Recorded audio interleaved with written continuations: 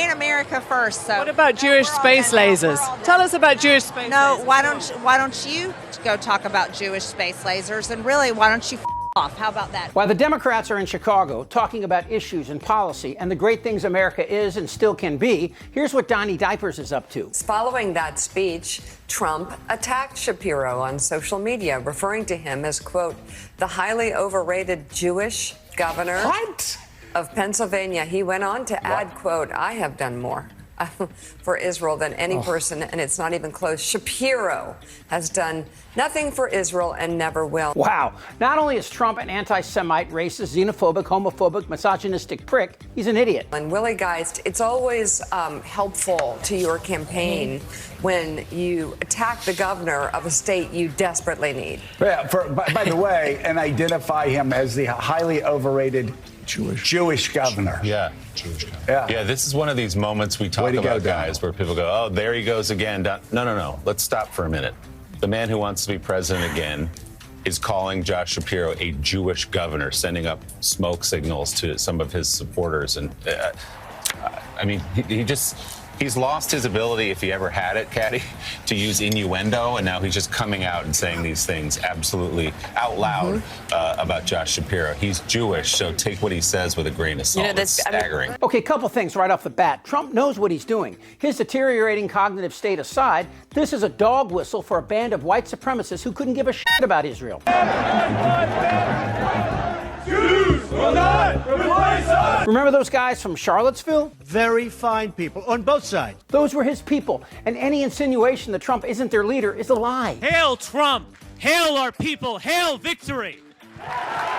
But let's talk about that phrase, dog whistle. The term is not new. It refers to the silence of a dog whistle, which produces a frequency that can't be heard by everyone, only by a select few. And Trump has perfected dog whistle politics, using phrases and tweets to create plausible deniability for his overtly racist words and actions. Here's a good example. So when I return to the White House, we will stop the plunder, rape, slaughter, and destruction of our American suburbs, our cities and towns. And I think that women living in the suburbs, I keep hearing about the suburban woman doesn't like Trump. Well, I think it's a fake poll, because why would they like me? I keep the suburbs safe. I stopped low-income towers from rising right alongside of their house, and I'm keeping the illegal aliens away from the suburbs. I think that they like me a lot.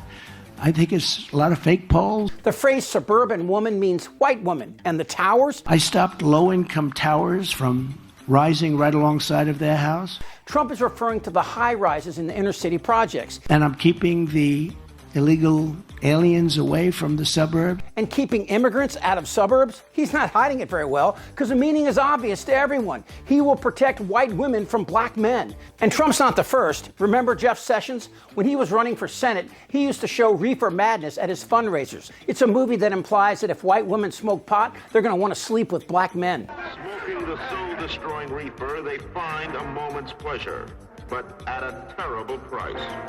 Debauchery, violence, murder, suicide.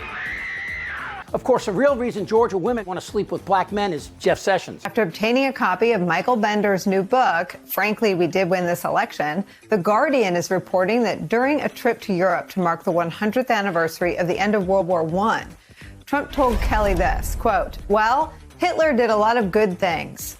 The remark was reportedly made during an apparent history lesson from Kelly to Trump, in which he, quote, reminded the president which countries were on which side during the conflict.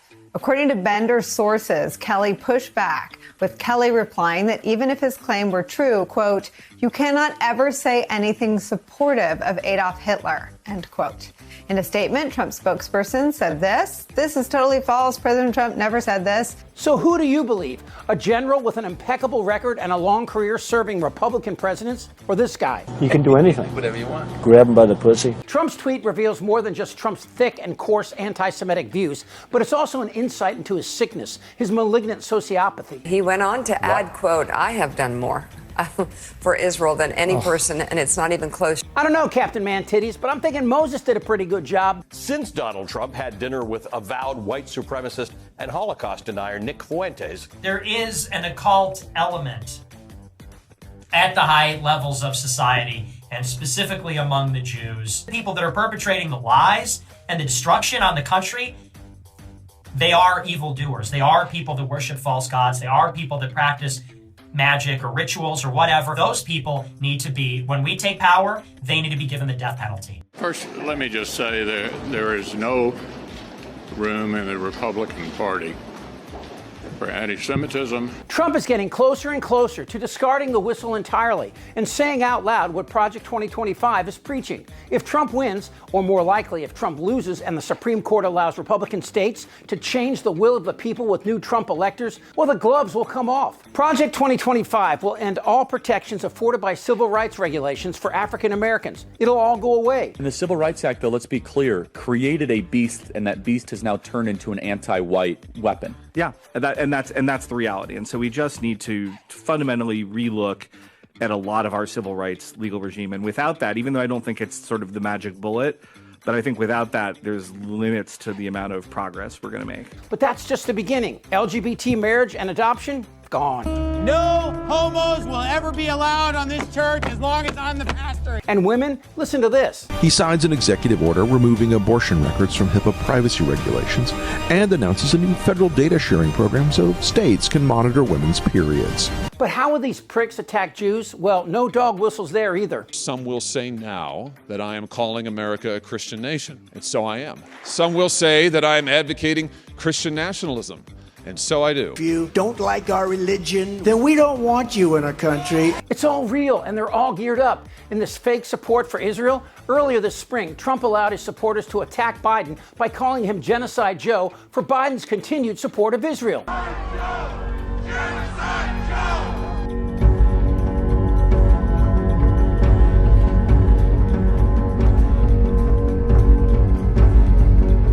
And Trump claims Harris doesn't like Jews. But she's totally against the Jewish people, and it amazes me how Jewish people will vote for the Democrats. You see the problem, though, right? Kamala Harris' husband is Jewish. But of course, Trump would never tell his cabbage head junior high diplomas that.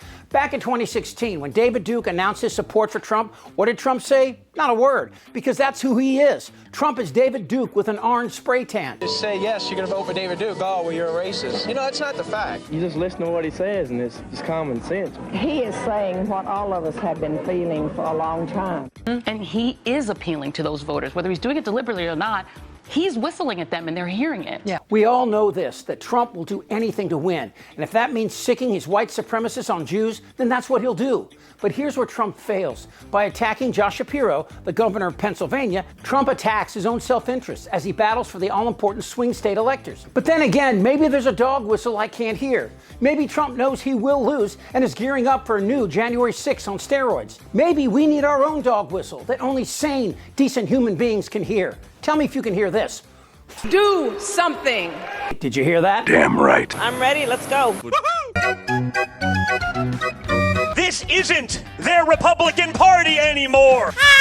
Trust me. Shut the f*** up, Don. Who's with me? Oh, yeah, the lie. Indictable. Out of sheer morbid curiosity, I'm allowing this freak show to continue. I don't want to talk about this stuff. Am I wrong? Damn right. Tick-tock. You're in a lot of trouble, Donnie. I think he's crazy. I'm Chip Franklin.